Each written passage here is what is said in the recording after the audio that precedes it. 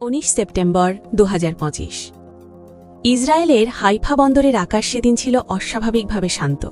সমুদ্রে জাহাজ চলাচল স্বাভাবিক, বন্দরের চারপাশে কোনো অস্বস্তির চিহ্ন নেই। দেখে মনে হচ্ছিল এখানে যেন কখনো যুদ্ধের ছায়াও পড়েনি। ঠিক তখনই হঠাৎ করে পুরো এলাকা কেঁপে ওঠে। আকাশ ছিঁড়ে ভেসে আসে তীক্ষ্ণ সাইরেনের শব্দ। মুহূর্তেই স্পষ্ট হয়ে যায় কিছু একটা ভয়ঙ্কর গতিতে বন্দরের দিকেই এগিয়ে আসছে। কিন্তু বিস্ময়ের বিষয়, ইসরায়েলের অত্যাধুনিক রাডার স্ক্রিন তখন সম্পূর্ণ ফাঁকা। কোনো বস্তু, কোনো সংকেত কিছুই ধরা পড়ছে না।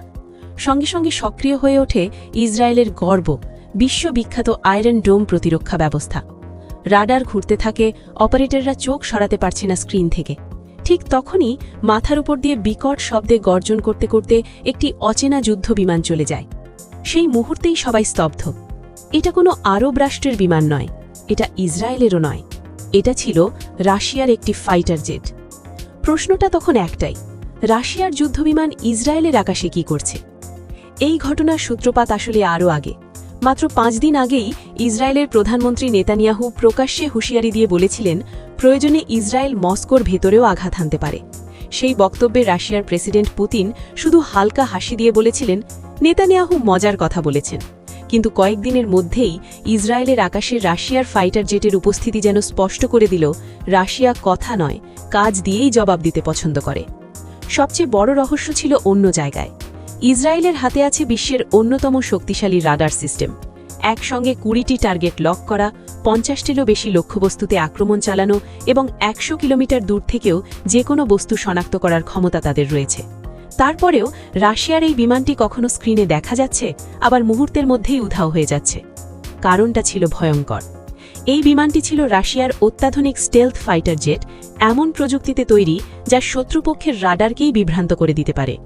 ঘণ্টায় প্রায় 2000 কিলোমিটার গতিসম্পন্ন এই জেট একসঙ্গে প্রায় 12 টন অস্ত্র বহন করতে সক্ষম।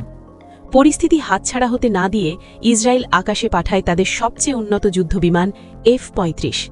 অত্যন্ত নিখুঁত সেন্সরযুক্ত এই জেট শত্রুকে খুব কাছ থেকে শনাক্ত করতে পারে। কিন্তু রাশিয়ার বিমানেও ছিল আরও শক্তিশালী বিশেষ সেন্সর। সে বুঝে ফেলে 2টি ইসরায়েলি জেট তার দিকেই এগিয়ে আসছে। পরিস্থিতি তখন ভয়াবহ রূপ নেয়। রাশিয়ান পাইলট দিক বদলাতে চেষ্টা করে, কিন্তু ইসরায়েলি একটি জেট সামনে গিয়ে পথ আটকে দেয়। দুই পক্ষই একে অপরকে লক করার চেষ্টা করে। মুহূর্তের মধ্যে দুই দিক থেকেই মিসাইল প্রস্তুত হয়ে যায়। রাশিয়ান পাইলট জানত বন্দর এলাকা ছাড়াতে পারলেই সে নিরাপদ।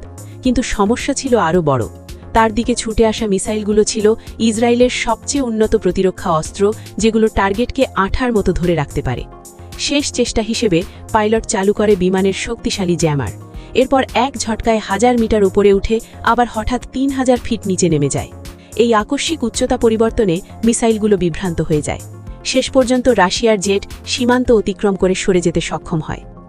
ঘটনাটি প্রকাশ্যে আসতেই আন্তর্জাতিক অঙ্গনে শুরু হয় তীব্র উত্তেজনা।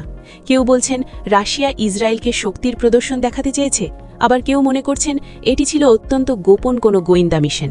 ইসরায়েল এখনও আনুষ্ঠানিক কিছু বলেনি, কিন্তু বিশ্লেষকরা সতর্ক করে দিচ্ছেন, এমন ঘটনা যদি বারবার ঘটে তাহলে ইসরায়েল রাশিয়া সম্পর্ক দ্রুত অবনতির দিকে যাবে, আর তার প্রভাব শুধু দুই দেশের মধ্যেই সীমাবদ্ধ থাকবে না, পুরো মধ্যপ্রাচ্যের উত্তেজনাকে আরও ভয়ঙ্কর করে তুলতে পারে।